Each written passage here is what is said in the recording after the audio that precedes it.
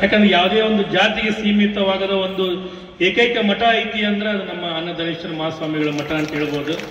ಯಾಕಂದ್ರೆ ನಮ್ಮ ಅಜ್ಜರು ಯಾವತ್ತೂ ಯಾರನ್ನೂ ನೀ ಯಾವರಪ್ಪ ನೀನ್ ಈರಪ್ಪ ಅಂತ ಯಾವತ್ತೂ ಹೇಳಿದ್ರಲ್ಲ. ಅವರೊಬ್ರು ನಡೆದಾಡೋ ದೇವರು. ಅವ್ರದ್ದು ಯಾವತ್ತೂ ಅವರು ಒತ್ತು ಕೊಟ್ಟಿರೋದು ಶಿಕ್ಷಣಕ್ಕ. ಇವತ್ತು 33ರಿಂದ 35 ಮಹಾ ಶಿಕ್ಷಣ ಸಂಸ್ಥೆಗಳನ್ನ ಅವರು ಹುಟ್ಟು ಹಾಕಿದಾರಂದ್ರ ನಾವೆಲ್ಲ ಮುಂಡ್ರಿಗಿ ತಾಲೂಕಿನವರು ಅವರು ಸಾವಿರಾರು ವರ್ಷ ಅವ್ರನ್ನ ನಾವು ಪೂಜೆ ಮಾಡ್ಬೇಕು.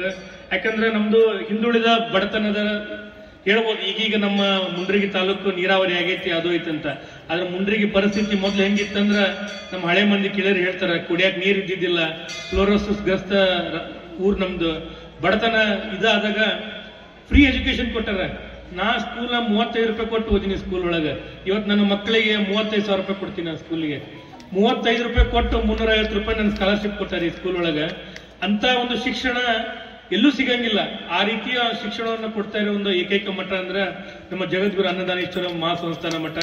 ಈ ಸಂಸ್ಥಾ ಮಠವನ್ನ ಅಜ್ಜರು ನಮ್ಗೆಲ್ಲರಿಗೂ ಒಂದು ಜವಾಬ್ದಾರಿ ಕೊಟ್ಟಾರ. ಇನ್ನೂ ಉತ್ತುಂಗತವಾಗಿ ಇದನ್ನ ಬೆಳೆಸಬೇಕು. ಪ್ರತಿಯೊಂದು ಸ್ತರದಲ್ಲೂ ನಮ್ಮ ಅನ್ನದಾನೇಶ್ವರ ಸಂಸ್ಥಾನದ ಮಠಗಳು ಬೆಳಿಬೇಕು ಅಂತೇಳಿ ಪ್ರತಿ ಸತ್ಯನ ಹೇಳ್ತಿರ್ತಾರೆ. ಡಾಕ್ಟರ್ ನಮ್ಮೂರಿಗೆ ಏನಾರು ಒಂದು ಮಾಡ್ಬೇಕಪ್ಪ ನೀವು. 1922 23 ನಮ್ಮ ಮೊದಲನೇ ಮಹಾಸಂಸ್ಥಾನದ ಜೆ ಹೈಸ್ಕೂಲ್ ಸ್ಟಾರ್ಟ್ ಆಯ್ತು. ಆ ಟೈಮಿಂದ ಹಿಡಿದು ಈಗ ಶತಮಾನೋತ್ಸವ ಆಚರಿಸ್ತಿದೀವಿಪ್ಪ ಅಂತಂದ್ರ ಇದು ಒಂದು ಆಲದ ಮರ. ಈ ಆಲದ ಮರದ ನೆಲದಲ್ಲಿ ನಾವೆಲ್ಲರೂ ಬೆಳೆಯೋಣ. ಹಾಗೂ ಈ ಜಾತ್ರಾ ಮಹೋತ್ಸವದ ಎಲ್ಲ ಒಂದು ಪರಂಪರೆಯನ್ನು, ಧಾರ್ಮಿಕತೆಯನ್ನು ಇನ್ನೂ 100 ವರ್ಷಗಳನ್ನು ಬೆಳಗೋಣ ಅಂತ ಹೇಳ್ತಾ ನನ್ನ ಈ ವೇದಿಕೆಯನ್ನ ನನ್ನ ಆಹ್ವಾನಿಸಿ ನನಗೆ ಮಾತಾಡಲು ಅವಕಾಶ ಕೊಟ್ಟ ಎಲ್ಲ ಹಿರಿಯರಿಗೂ ಮತ್ತು ನನ್ನ ಜಾತ್ರೆ ಎಲ್ಲ ತಮ್ಮ ಭಾವನೆಗಳನ್ನ ಒಂದು ಈ ಸದ್ಯ ಅತ್ಯಂತ ಪ್ರಭಾವಿ ಮೀಡಿಯಾ ಅಂದ್ರೆ ಅದು ವಾಟ್ಸಪ್ ಮೀಡಿಯಾ. ಅಲ್ಲಿ ಅನೇಕ ಸಂದೇಶಗಳನ್ನ ತಾವು ನಮ್ಮ ಅಜ್ಜನ ಜಾತ್ರೆ ಬಗ್ಗೆ ಏನ್ ಮಾಡ್ತಾ ಇದ್ರಿ, ಹರಿಬಿಡ್ತಾ ಇದ್ರಿ. ಅದರ ಆ ಒಂದು ಭಾವನೆಗಳನ್ನ ಅರ್ಥ ಆಗೋದ್ರ ಜೊತೆಗೆ ನಾವು ಕೂಡ ಆ ಒಂದು ಸಂದೇಶಗಳನ್ನ ಓದಿ ಧನ್ಯಾತ್ಮರಾಗ್ತಾ ಇದ್ವಿ. ಹಿಂಗ ಈ ಒಂದು ಇಷ್ಟು ಜಾತ್ರೆ ವೈಭವಪೂರ್ಣವಾಗಿ ಯಶಸ್ವಿಗೊಳ್ಳಿಕ್ಕೆ ಅನೇಕರು ಕಾರಣೀಭೂತರಾಗ್ತಾರೆ. ಮೊಟ್ಟ ಮೊದಲು ನಾನು ನಮ್ಮ ಎಲ್ಲ ಕಮಿಟಿಯವರಿಗೆ ನಾನು ತುಂಬ ಹೃದಯದ ಧನ್ಯವಾದಗಳನ್ನು ಅರ್ಪಿಸಲೇಬೇಕು. ಯಾಕಂದ್ರೆ ಏನಾದ್ರೂ ಒಂದು ಇಂಥ ಮಾಡ್ತೀನಿ ಅಂದಾಗ ನನಗೆ ಅಗ್ರಿ ಬೆನ್ನೆಲುಬಾಗಿ ಈ ಎಲ್ಲ ನಮ್ಮ ಕಮಿಟಿಯವರು ಎಷ್ಟು ಉತ್ಸುಕರಾಗಿದ್ರು ಅಂದ್ರೆ ನಾನು ಹೇಳೋದಕ್ಕಿಂತ ಪೂರ್ವದಲ್ಲಿನೇ ಆ ಕಾರ್ಯಗಳಿಗೆ ತಾವಾಗಲೇ ಹೋಗೇ ಬಿಟ್ಟಿರ್ತಿದ್ರು. ಹೋಗಿ ಬಂದು ಹಿಂಗೆ ಮಾಡಿ ನೋಡಿ ಸರ್ ಅಂತ ಹೇಳ್ತಿದ್ರು. ನನಗೆ ಎಷ್ಟು ಖುಷಿ ಆಗ್ತಿತ್ತು ಅಂದ್ರೆ ಅದು ಹೇಳಿಕ್ ಆಗೋದಿಲ್ಲ. ಹಂಗ ಅಷ್ಟು ನನಗೆ ಖುಷಿ ಆಗ್ತಿತ್ತು. ಯಾಕಂದ್ರೆ ನಮ್ಮ ಕಮಿಟಿಯವರು ಅದೇ ರೀತಿ ಯಾವುದೇ ಕಾರ್ಯ ಇರಲಿ ಆ ಕಾರ್ಯವನ್ನ ಅತ್ಯಂತ ಯಶಸ್ವಿಯಾಗಿ ಮಾಡಿಕೊಟ್ಟದಕ್ಕೆ ಮೊಟ್ಟ ಮೊದಲು ನಾನು ನಮ್ಮ ಕಮಿಟಿಯ ಸದಸ್ಯರಿಗೆ ನಾನು ತುಂಬ ಹೃದಯ ಧನ್ಯವಾದಗಳು ಅರ್ಪಿಸ್ತೇನೆ. ಅದೇ ರೀತಿ ನಾನು ಏನಾದರೂ ಇನ್ನು 4 ಗಂಟೆಗೆ ಕೆಲವು ಇಬ್ಬರು ಹಿರಿಯರು ನನಗೆ ಬಹಳ ಜಾಗೃತಿಗೊಳಿಸ್ತಾ ಇದ್ರು.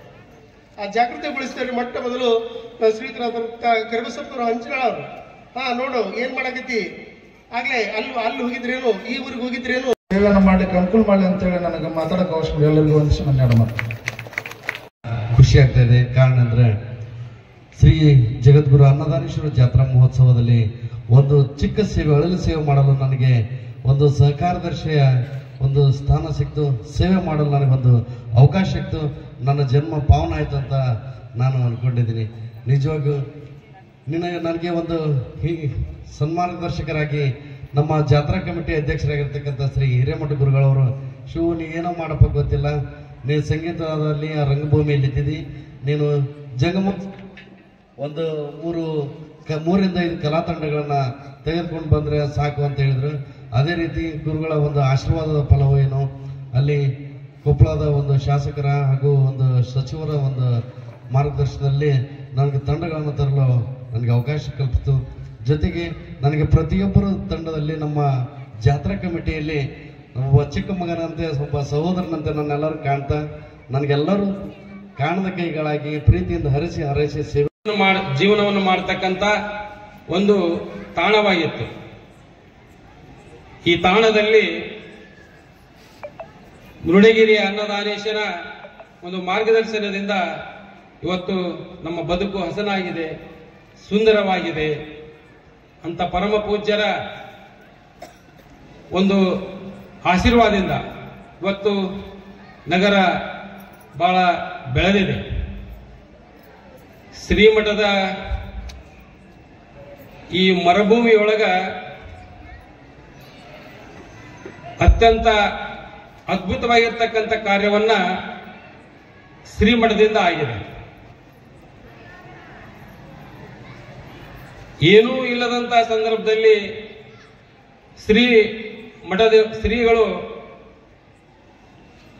ಶಿಕ್ಷಣ ಸಂಸ್ಥೆಗಳ ತೆರೆಯುವ ಮೂಲಕ ಉತ್ತರ ಕರ್ನಾಟಕದ ಬಹುತೇಕ ಜಿಲ್ಲೆಗಳಲ್ಲಿ ಈ ಮುಂಡರಗಿ ತಾಲೂಕು ಇವತ್ತು ಹೆಸರುಳಿದಿದೆ.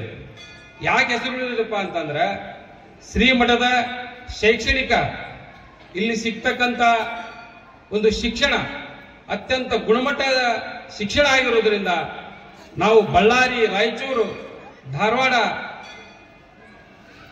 ಹಡಗಲಿಯಿಂದ ಅನೇಕ ವಿದ್ಯಾರ್ಥಿಗಳು ಇಲ್ಲಿ ಇದ್ದು ಶಿಕ್ಷಣವನ್ನು ಪಡೆದುಕೊಂಡು ನಾವು ಆ ಭಾಗಕ್ಕೆ ಹೋದಾಗ ಅವರೆಲ್ಲ ಹೇಳ್ತಕ್ಕಂಥ ಭಾವನೆಗಳನ್ನು ನೋಡಿದ್ರೆ ಶ್ರೀಮಠ ಒಂದು ದೊಡ್ಡ ಮಹಾಸಾಧನೆಯನ್ನ ಶ್ರೀಗಳು ಮಾಡಿದ್ದಾರೆ.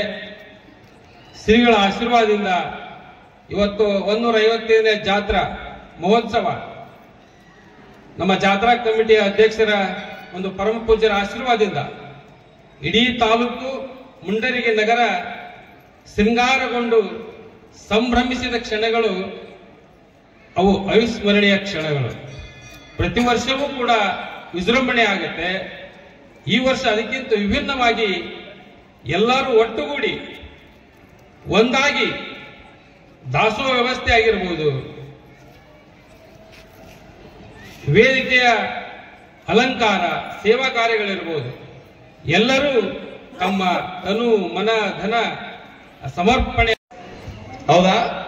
ಸೊರೆ ಸೋರ್ತದ ಆದ್ರ ಹೊಟ್ಟಿ ಚೀಲ ಗಟ್ಟಿ ಇರಂಗಿಲ್ಲ, ನೆತ್ತಿಯ ಚೀಲವ ತುಂಬುವರೊಬ್ಬರನ್ನು ಕಾಣೆ ರಾಮನಾಥ ಅಂತ ಹೇಳಿ ಜೇಡರ ದಾಸಿಮಯ್ಯನವ್ರು ಬರ್ತಾರಂತೆ. ನೆತ್ತಿ ಚೀಲ ಅಂತಂದ್ರೆ ಯಾವುದು? ತಲೆಯ ಇರುವಂತಹ ಜ್ಞಾನವನ್ನ, ಒಂದಿಷ್ಟು ಗುರುಗಳು ಕೊಟ್ಟಿರುವಂತ ಉಪದೇಶವನ್ನ, ವಚನ ಸಾಹಿತ್ಯವನ್ನ, ಪುರಾಣ ಪುಣ್ಯ ಕಥೆಗಳನ್ನ ಹೇಳಿರುವಂತಹ ಮಹಾತ್ಮರನ್ನ ಓದಿ ತಿಳ್ಕೊಳ್ಳೋದು ಯಾವುದು ಚೀಲ ಅಂತಂದ್ರೆ ನೆತ್ತಿ ಚೀಲ ಅಂತ ಹೇಳ್ತಾರೆ. ನೆತ್ತಿ ಚೀಲ. ಆ ನೆತ್ತಿ ಚೀಲಕ್ಕೂ ಕೂಡ ಜ್ಞಾನವನ್ನ ಉಣಬಡಿಸ್ತಾರೆ.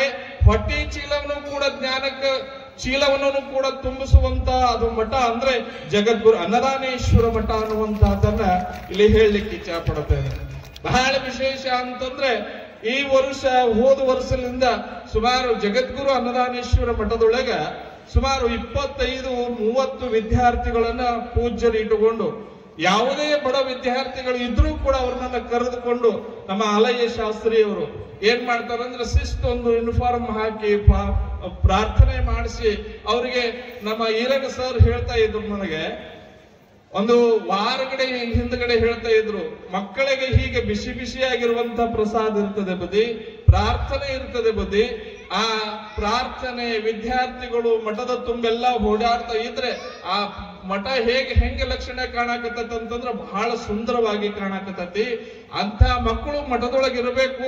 ಬುದ್ಧಿ ಅವ್ರಿಗೆ ಏನೇ ಕಷ್ಟ ಇದ್ರು ಕೂಡ ಎಲ್ಲಾ ಭಕ್ತರು ಕೂಡ ಬಂದು ಸಹಾಯ ಮಾಡ್ತಾರೆ ಅನ್ನುವಂತ ಇಚ್ಛೆ ಒಳಗೆ ಹೇಳಿದಾಗ ನನಗನಿಸ್ತದ ಪೂಜ್ಯರ ಆಶೀರ್ವಾದದಿಂದ ಇವತ್ತು ಒಬ್ಬ ಬಡ ವಿದ್ಯಾರ್ಥಿ ಅನ್ನ ಕಡಿಮೆ ಆದರೂ ಕೂಡ ಜ್ಞಾನವನ್ನ ಹೆಚ್ಚಿಗೆ ರೀತಿಯನ್ನ ಪಡ್ಕೊಂಡು ಹೋಗುವಂತ ಒಬ್ಬ ದೊಡ್ಡ ವ್ಯಕ್ತಿ ಆಗುವುದು ಎಲ್ಲಿಂದ ಅಂತಂದ್ರೆ ಅದು ಶ್ರೀಮಠದಿಂದಲೇ ಒಬ್ಬ ದೊಡ್ಡ ವ್ಯಕ್ತಿ ಆಗ್ತಾನೆ ವಿನಃ ಎಲ್ಲ ಅನುಕೂಲ ಮಾಡಿಕೊಂಡು ಬಹಳ ಶ್ರೀಮಂತ ಮನುಷ್ಯರಿದ್ದಾರೆ ಕೂಡ ಏನ್ ಮಾಡ್ತಾರ, ಮಕ್ಕಳಿಗೆ ಓದಿಸ್ಬೇಕಾದ್ರ ಏನ್ ಮಾಡ್ತಾರ, ದೊಡ್ಡ ಶೀಟಿ ಒಳಗಿಡ್ತಾರ. ನನ್ನ ಮಗನಿಗೆ ಊಟದ ತೊಂದರೆ ಆಗ್ತದ ಅಂತ ಹೇಳಿ ಫೋನ್ ಪೇನೆ ಮಾಡಿಬಿಡ್ತಾರ. ಪಟ್ಟಂತ ಎಲ್ಲಾದ್ರೂ PG ಒಳಗೆ ನೀವು ಊಟ ಮಾಡಿ ಬಂದ್ಬಿಡು ಅಂತ. ಯಾಕೆ ಈ ಮಾತನ್ನು ಹೇಳ್ತೇನೆಂದ್ರೆ ಈಗಿನ ಸಮಾಜದೊಳಗ ಹಂಗ ಅನುಕೂಲಗಳು ಬರ್ತಾ ಇದಾವೆ. ಬರುವುದರ ಸಂದರ್ಭದೊಳಗ ನಾವು ವಿಚಾರ ಮಾಡಬೇಕು. ಕಷ್ಟವನ್ನ ಅನುಭವಿಸಿದಾಗ ಮಾತ್ರ ಒಬ್ಬ ದೊಡ್ಡ ವ್ಯಕ್ತಿ ಆಗ್ತಾನೆ. ಗುರುಗಳ ಆಶೀರ್ವಾದ ಇದ್ದಾಗ ಮಾತ್ರ ಒಬ್ಬ ದೊಡ್ಡ ವ್ಯಕ್ತಿ ಆಗ್ತಾನೆ.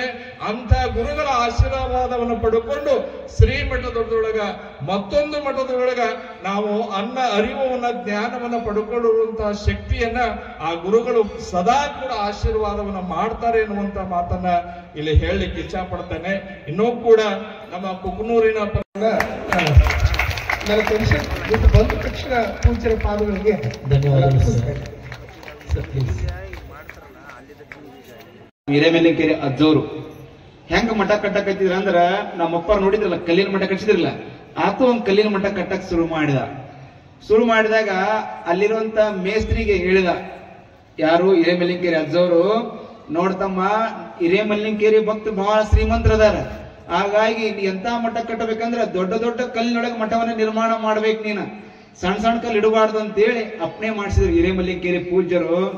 ಆ ಗೌಂಡಿ ಕೆಲಸ ಮಾಡುವ ಮೇಸ್ತ್ರಿ ಹೇಳಿದ, ಅಪ್ಪ ಅವ್ರ ಈ ನಾಡಿನೊಳಗೆ ಒಂದು ಮಠ ಕಟ್ಟಿದ್ರೆ ಸಾವಿರಾರು ವರ್ಷ ಉಳಿಬೇಕಾದ್ರ ಆ ದೊಡ್ಡ ದೊಡ್ಡ ಕಲ್ಲಿಗೆ ಸಣ್ಣ ಸಣ್ಣ ಚಿಪ್ ಕಲ್ಲಿದ್ದಾಗ ಮಾತ್ರ ದೊಡ್ಡ ಮಠ ಉಳಿಲಿಕ್ಕೆ ಸಾಧ್ಯ ಆಗ್ತದ. ಹಾಗಾಗಿ ಇವತ್ತು ಮುಂಡರಗಿಯ ಅನ್ನದಾನೀಶ್ವರ ಮಠ ಅಂದ್ರ ಕೇವಲ ಉಳ್ಳವರಿಂದ ಆಗಿಲ್ಲ, ಇಲ್ಲಿ ಕಸ ಹೊಡೆಯೋನು ಕೂಡ ಈ ಮಠ ನಿರ್ಮಾಣ ಆಗಿದೆ ಅನ್ನೋದನ್ನ ನಾವೆಲ್ಲ ಅರ್ಥ ಮಾಡಿಕೊಳ್ಬೇಕಾಗ್ಯದ. ಹಾಗಾಗಿ ಈ ವರ್ಷದ ಜಾತ್ರೆ ಬಹಳ ಖುಷಿ ಕೊಡಿತು.